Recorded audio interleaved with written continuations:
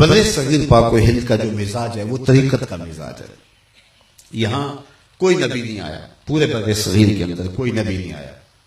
صحابی کے بارے میں کوئی جو روایات ہیں تو اس پہ بھی ابن حجر باقی لوگوں نے بات کی ہے. اولیاء اللہ کے ذریعے سے یہاں تک پیغام حق پہنچا ہے.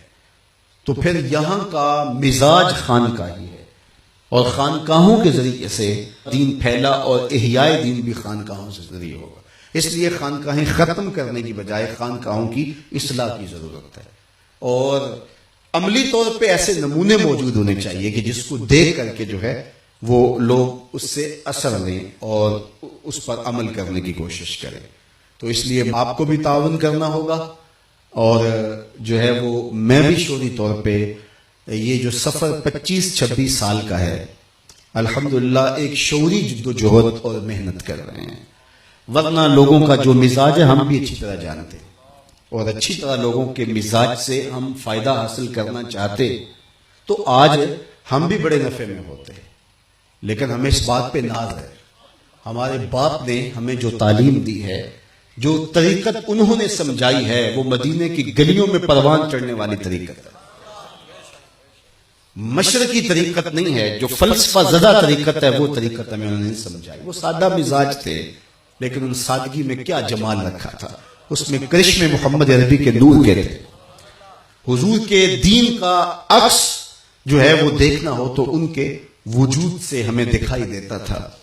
تو یقیناً آج ہم انہی خطوط پہ اور انہی راہوں پہ چل کے، کیونکہ اس وقت کے اندر آگہی بھی عذاب ہے. اس وقت جو ہمارا خانقاہی نظم ہے، یا ہمارا سیاسی نظم ہے، جو ہمارا تنظیمی نظم ہے، اور جو ہمارے مدارس سے لے کر کے جتنے بھی ہمارے نظم ہیں، وہ اقبال نے کہا تھا شریعت تصوف تمدن کلام، شریعت تصوف تمدن کلام، بتانے عجم کے پجاری تمام. سب بتانے عجم کے پجاری بن گئے، اجمی رنگ سب میں آ گیا، اور اس کو دین کا رنگ چڑھا دیا اور دین قرار دے دیا. اس بات کا ہمیں شعور ہونا چاہیے کہ اجمیت کیا ہے اور حقیقی دین کیا ہے. ڈھونڈ وہ فقر کے جس کی اصل ہو حجازی، حقیقی فقر وہ ہے جس کی اصل حجازی ہے. تو اب مولویت ہو یا مشیخیت ہو یا جو بھی جتنے بھی دین کے نام سے کام کرنے کے شعبہ جات ہیں، اجمیت کا غلبہ ہو گیا ہے.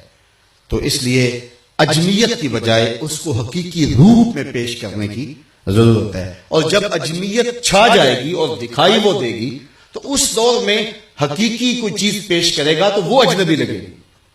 وہ کسی نے فیصلہ کیا تھا کہ دودھ خالص بیچنا ہے، تو کیا ہوا کہ لوگوں نے احتجاج شروع کر دیا کہ دودھ میں کچھ ڈالتا ہے، ہمارے بچوں کو پیچس لگ گئے. چونکہ ہاضمے معدے کمزور ہو گئے ہیں 2 نمبر پی پی کے، اب 1 نمبر ان کو برداشت نہیں ہوتا. ہمارے ساتھ بھی ہوا. میں نے کہا جو مرضی کہتے پھرو، یہ تو قیامت کے دن پتہ چلے گا کہ حضور کے دین کا سچا خادم کون تھا. اس لیے ہمیں اس سے غرض نہیں ہے. ہم اطراف میں دیکھ کر کے اپنی راہیں متعین نہیں کرتے. جہاں را جز بچشم خود نبینم، اقبال نے کہا میں اپنی آنکھ سے دیکھتا ہوں. یہ لوگوں کو دیکھ کر کے ہم اپنی راہیں متعین نہیں کرتے. کچھ لوگ ایسے ہوتے ہیں کہ آج ان کا روح سخن نظر ہوتا ہے، کل روح سخن نظر ہوتا ہے. ہر 5 سال کے بعد انہوں نے اپنا طریقہ کار بدلا ہوا ہوتا ہے. چڑھتے سورج کو سلام کر رہے ہوتے ہیں، لیکن ہم سے یہ ممکن نہیں تھا چڑھتے سورج کو سلام. ہم اسیران وفا تھے، جان دے کے رہ گئے. ہم یہ کر نہیں سکتے. دیکھو آج 26 سال گزر گئے ہیں، اور 26 سال کے اندر دنیا کے 5 بر اعظموں پہ گھوما ہوں، پھرا ہوں. دنیا کے ہر ملک میں اور دنیا کے ہر خطے میں اور پاکستان کے ہر شہر میں ہمارے ملنے والے موجود ہیں، ہمارے تلامذہ موجود ہیں، ہمارے ارادت رکھنے والے، انتصاب روحانی رکھنے والے موجود ہیں. لیکن یہ آستانہ دیکھ لو کچا ہے. ہمارا یہاں گھر جا کے دیکھ لو. اور آج میں بھی اجنا والا کرائے پہ رہ رہا ہوں، لیکن مجھے کبھی اس کا افسوس نہیں ہوا کہ میرے پاس بھی بنگلے ہوتے اور میں ذاتی گھر میں رہ رہا ہوتا، ٹھاٹ باٹ کی زندگی گزار رہا ہوتا. چونکہ ہمارے بابا نے ہمیں یہ سکھایا ہی نہیں ہے. چونکہ جو ہم نے پکا کیا ہے وہ صحیح کٹ کے پکا کیا ہے. انشاءاللہ اس میں ہم کبھی سکم نہیں آنے دیں گے. انشاءاللہ آپ دعا کرتے رہیے گا اس میں سکم نہ آئے، وہ پختہ رہے. اور وہ پختہ کر کے اگر رہے تو پھر یہ چیزیں تو ختم ہو جانے والی، ان کی تو حیثیت نہیں.